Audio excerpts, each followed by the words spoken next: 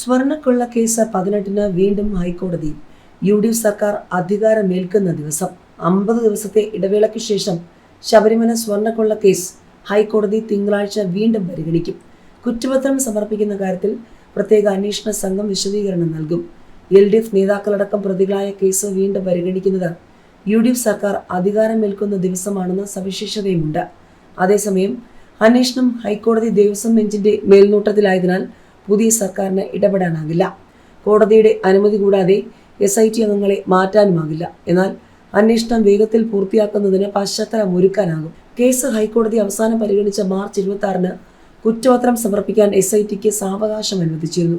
സന്നിധാനത്തെ ദ്വാരപാലക ശില്പങ്ങളിൽ നിന്നും രണ്ടാമത് ശേഖരിച്ച ലോഹ സാമ്പിളുകളുടെ പരിശോധനാ ഫലം ജംഷഡ്പൂരിലെ നാഷണൽ മെറ്റലർജിക്കൽ ലാബിൽ നിന്നും ലഭിക്കാത്തതാണ് കുറ്റപത്രം വൈകാൻ പ്രധാന കാരണം. അതോടെ പ്രതികളെല്ലാം സ്വാഭാവിക ജാമ്യത്തിലിറങ്ങി. എന്നാലും SITക്ക് സമ്പൂർണ്ണ പിന്തുണയാണ് ദേവസ്വം ബെഞ്ച് നൽകുന്നത്. പ്രതികൾക്ക് ജാമ്യം കിട്ടിയതിന്റെ പേരിൽ കേസ് ഇല്ലാതാകുന്നില്ലെന്നും വിചാരണ കുറ്റമറ്റതാകാൻ അതിസൂക്ഷ്മ ശാസ്ത്രീയ തെളിവുകൾ വരെ ശേഖരിക്കേണ്ടതുണ്ടെന്നും കോടതി വ്യക്തമാക്കിയിരുന്നു. ദ്വാരപാലക ശില്പങ്ങളിലെയും കട്ടിളപ്പാളികളിലെയും സ്വർണം കവർന്നതിന് 2 കേസുകളാണ് രജിസ്റ്റർ ചെയ്തിട്ടുള്ളത്. ഏകദേശം 1700 ഗ്രാം സ്വർണം കവർന്നതായി SIT കണ്ടെത്തി.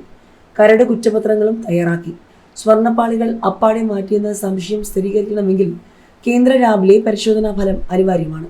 അങ്ങനെ തെളിഞ്ഞാൽ ഉത്തരവാദികളെ വീണ്ടും ചോദ്യം ചെയ്യേണ്ടി വരും. തുടർന്ന് സർക്കാരിൽ നിന്നും പ്രോസിക്യൂഷൻ അനുമതി തേടി ഹൈക്കോടതിയുടെ അംഗീകാരത്തോടെ വേണം വിചാരണ കോടതിയിൽ കുറ്റപത്രം സമർപ്പിക്കാൻ. അതിനാൽ ഹൈക്കോടതി ഇനിയും സാവകാശം അനുവദിക്കാനാണ് സാധ്യത.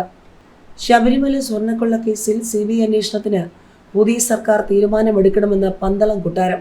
യുവതീ പ്രവേശന കാലത്തെ കേസുകൾ പിൻവലിക്കാനും സർക്കാർ തയ്യാറാകണമെന്നും കൊട്ടാരം ആവശ്യപ്പെട്ടിരുന്നു. വേണ്ടിവന്നാൽ ശബരിമല സ്വർണ്ണക്കൊള്ള കേസിൽ CBI അന്വേഷണത്തിന് സംസ്ഥാന സർക്കാർ തീരുമാനമെടുക്കണം. ശബരിമല ഉൾപ്പെടെയുള്ള വിഷയങ്ങൾ ചൂണ്ടിക്കാട്ടിയാണ് UDF അധികാരത്തിലേക്ക് എത്തിയത്.